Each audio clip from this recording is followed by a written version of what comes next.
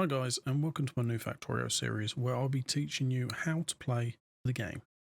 This is built on Factorio version 1, so if you're new to the game and have no idea about it, this is a great series for you to watch. If you already have experience in playing the game, then you might still pick up a few tips and tricks along the way.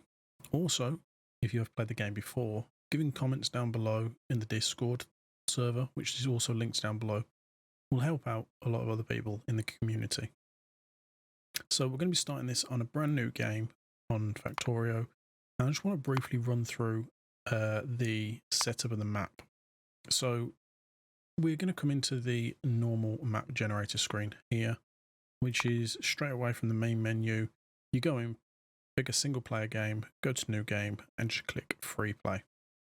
Click next. And the first thing to do is click the preview button at the bottom, which gives you an overview of the map which you're going to be starting on. Now, these are the 4 main tabs here, and they show you the resources on the first screen. So you've got your main resources, which you start the game with, which are iron, copper, stone, and coal. And they're represented as grey for iron, orange for copper, stone is a brown, and black is for coal. Now, we also get oil in the game later on, crude oil, which is this pink kind of color, and then there is uranium. Now, uranium will be on this map somewhere. There is always uranium on the map if you've got it ticked. There it is. Uranium's the green color on the top. And these maps are, they never show you the full preview because they are very, very big maps. So in here, it's not the full size of the map. This is just showing you a sample of the map of where you'll start. So as a starter and a new beginner to the game, I'd leave all these settings as they are. Next, I'd go to the terrain tab and I'd have a look at what you've got here. You've got the water, because you might want to change the amount of water on your map depending on the kind of playthrough you want. Now, I'm going to be leaving this myself as default because I want to leave the game as normal as it is from vanilla to show you how the game plays. Trees. You can also adjust this if you don't feel like having loads of trees to cut down throughout the game. But I'm going to be leaving the trees as they are plain. Trees are shown as these little green dots throughout the map, these bright green dots. Cliffs I'm taking off. Some people like to leave cliffs on.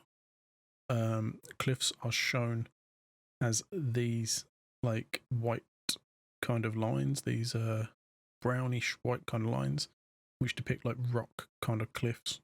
Now they can help with the biters later on if you want to defend against them, but they also can get in the way of your building. So I'm just going to turn them off for now. It's just a personal preference. Moisture and terrain type. Now this is just for your own personal preference. Mine looks very varied, to be honest, because I've got desert and I've got grassland shown. If you change these, you will get a more deserty type of map versus a more foresty type of map. But I'm going to leave them as they are.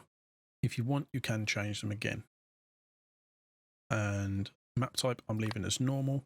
You can also set it to be an island where you will just be surrounded by water. It will just be your island surrounded by water. But I'm going to leave it as normal, which means you get lakes and things, because you will need water for the play. Now, enemies, which are shown as these little red dots here. So these little red specks on the map, these are enemies, and they're little enemy bases. Now, they can attack you at any point during the game if you leave it on normal, which is if this won't be ticked to start. This peaceful mode here won't be ticked to start. But for the purposes of your first playthrough, I'd suggest leaving it on. So keep peaceful mode on, which means the enemies will not attack you unless you attack them first. But as soon as you've attacked them, they will then start attacking you at random points throughout the game. Enemy bases, this is just left as default for me. If you change this up because you want a harder game, you can. This is all to do with the expansion of the bases, which if you go through all these little tabs, it'll explain to you exactly what they do, but I wouldn't change anything if you want to keep the game feeling like it was meant to be designed. Like, play it as it was designed. So don't adjust too much. But if you know what you're doing after your first playthrough, and you think, okay, well, I know what enemies do now. Sure, I'll take peaceful mode off, and I'll play around with these because I want a harder game. You can always up the time on the minimum because like the minimum cooldown for enemy expansions could be, you could set this to be, it's at 4 minutes to start. You could say every 1 minute is the minimum time, but like every 5 minutes is the maximum time. So between 1 and 5 minutes, every base is going to start expanding, unless you clear it out. So I'm just going to set these to default because of, even though we're playing on peaceful mode, as soon as we attack, all these come into play.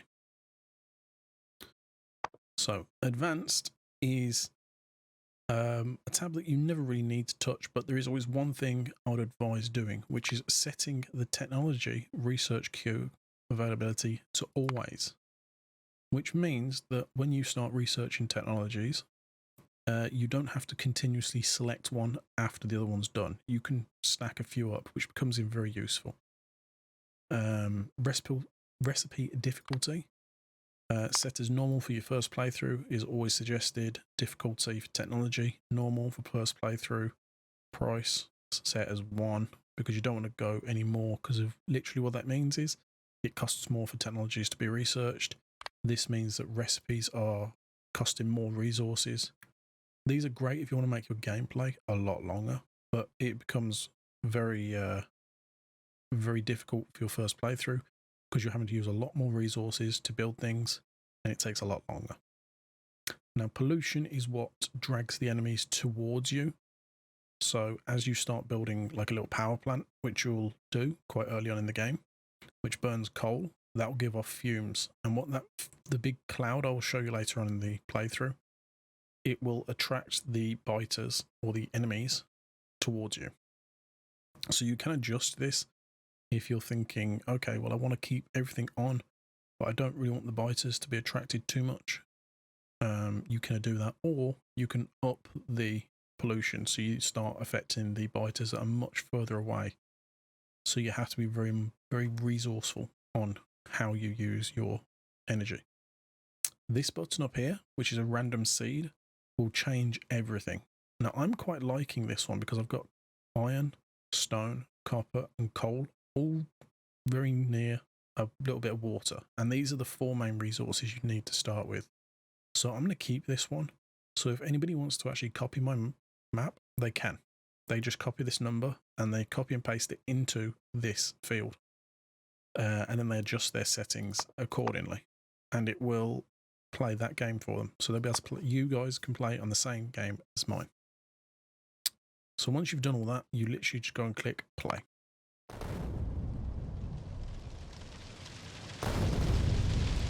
And as you can see, here we are.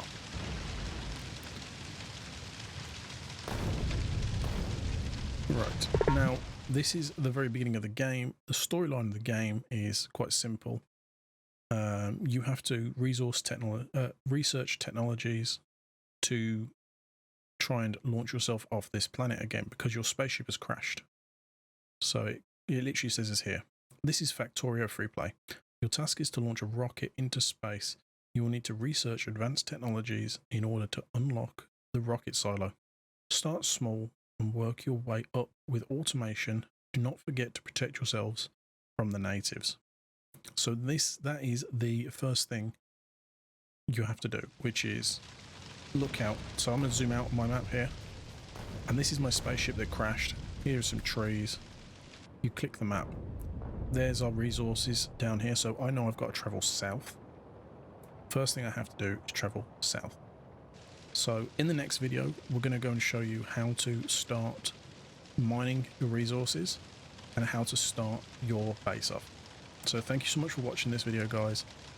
Feel free to give it a thumbs up, click the subscribe button, drop me some comments if you've got questions or you really want to know how to start your base. Or if I didn't cover anything in the map setup, please feel free to drop some comments down below. Anyway, guys, I'll catch you next time.